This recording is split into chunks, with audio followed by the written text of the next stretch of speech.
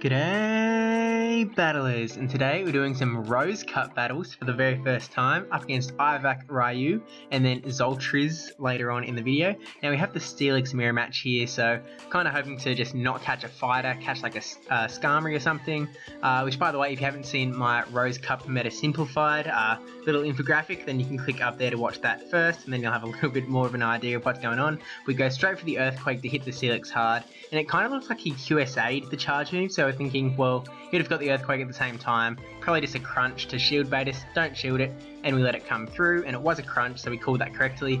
And then we kind of make a mistake here going, oh, we can just get to this crunch, but I don't think there was really a point.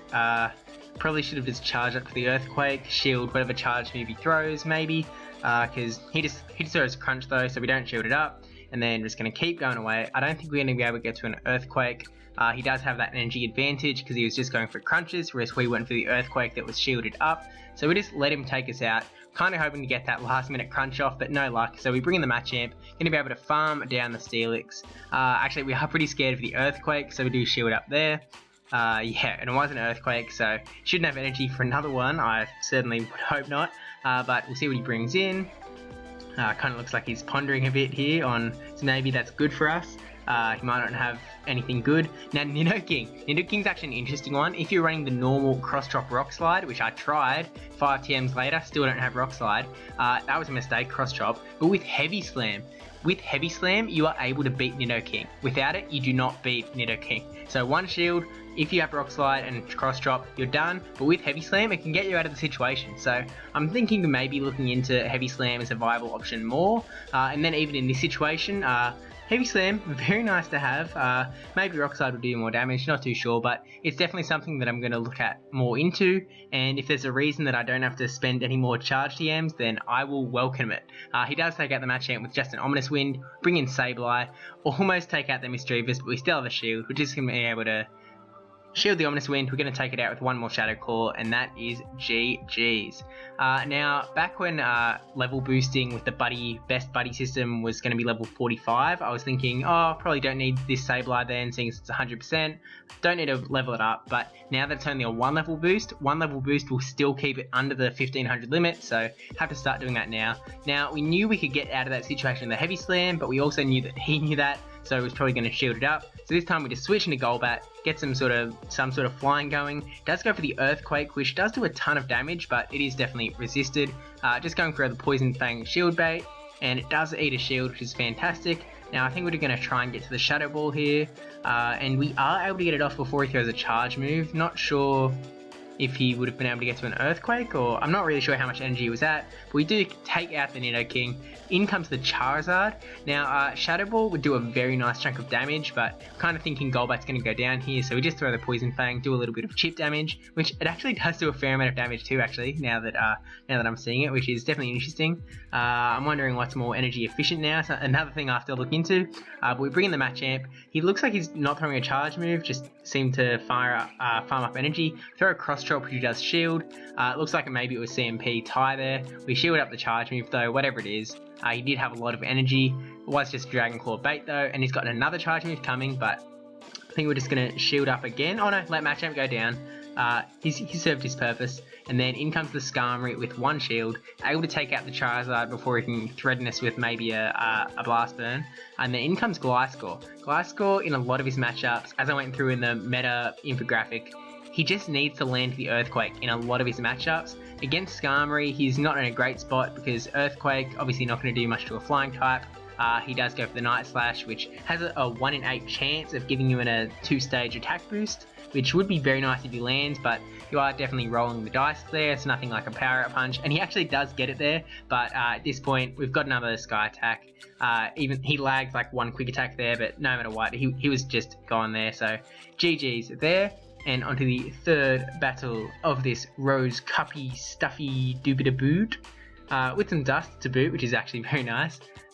Moving in, we've got Sableye in the lead up against Gliscor. Actually, not sure how this matchup plays out. I think it's not a good matchup. I don't think it's a good matchup. But I bring in Probopass.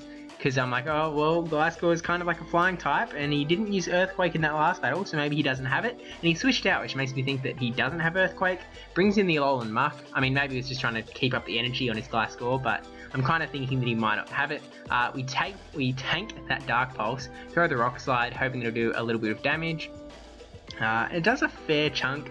Probopass isn't in a great spot in this matchup, but it's also doing okay. Get another Rock Slide off, expecting to burn a shield up here, and it does, because otherwise that Muck would go down.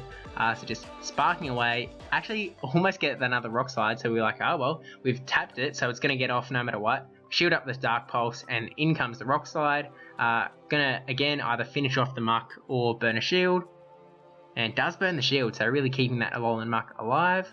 And then, surely we're not able to get to another one. We're able to get to another one? Does that even make sense? I guess Spark charges up quick, but I feel like Alolan Muck does charge up pretty quick. I'm not too sure what's happening, what happened there, whether he did have enough energy, where he was like farming up a little bit extra.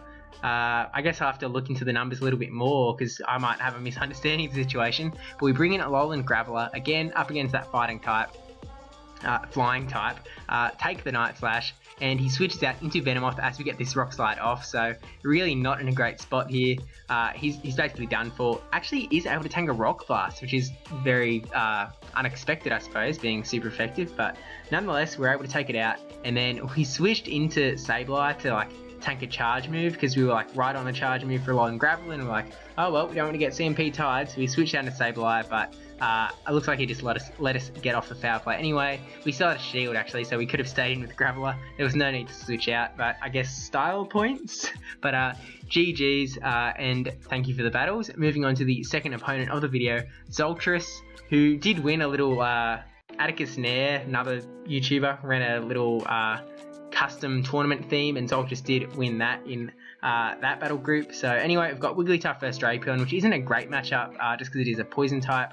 Might hit it with something bad. Brings in the Vileplume. Now Vileplume is the top ranked grass type in the cup, number 34 on PvPoke, and I was not prepared for it, to say the least. Vileplume absolutely taking me away. There's nothing I could bring in here that's really good in the situation. Everything would get annihilated. So I was like, oh well, bring in the Machamp, and then maybe I'll be able to come in and get an Ice Beam off with the Vileplume. I don't know, but it does throw that Sludge Bomb, which would be very hurtful. Get this Ice Beam off, hoping that he just lets Vileplume go down because he's so low health. And he does, which is absolutely fantastic. It's exactly what we were hoping for. Maybe we can somehow have a shot against the rest of his Pokemon. Now, Electrode is fantastic, because what we have in the back is Rhydon. Rhydon with Mud Slap, we're like, okay, this is going to be super effective against Electrode. This is going to be super effective against Drapion. We could come back from this. Now, we tanked the foul play. We were really just hoping that he wasn't able to magically get to a Hyper Beam. But he brings in the Drapion, and now it's like, so this isn't that great after all. Just because Rhydon is at such a low level in Great League, Drapion with Bite is doing so much damage to us, and then he just uses a Fell Stinger, so his bites are even more powerful. Absolutely annihilated, nothing we could do. Maybe, I was thinking maybe if we did burn the shield on the foul play instead of the Fell Stinger, but there was really not much hope for us. We've got Steelix versus Gengar here, which is a matchup that I'm not really sure how it should play out. We do have the super effective Crunches, but he's also got Shields, and he's got Shadow Ball, which will do a hefty chunk to us, especially with that Superstar same type attack bonus. We are going to shield up this first Shadow Ball. I assume it's just a Shadow Ball, because I think PvPoke recommends Shadow Ball and Sludge Bomb on Gengar. But he gets the CMP tie. I think we're just going to let it come through here. Decide, don't need to burn both shields on Steelix. Feel like he might be able to win us out in the 2-shield matchup anyway, so just let it go down. Bring in Skarmory, and he charges some energy and switches out into Clefable. Now we do have Flash Cannon, so we're going to be able to do a hefty chunk of damage to this Clefable if it goes through. Or worst case, going to burn his last shield. And he does burn his last shield, so then we switch into Golbat, who's going to be able to do super effective damage with the Poison Fang, which charges up very quickly, so we are able to get that off.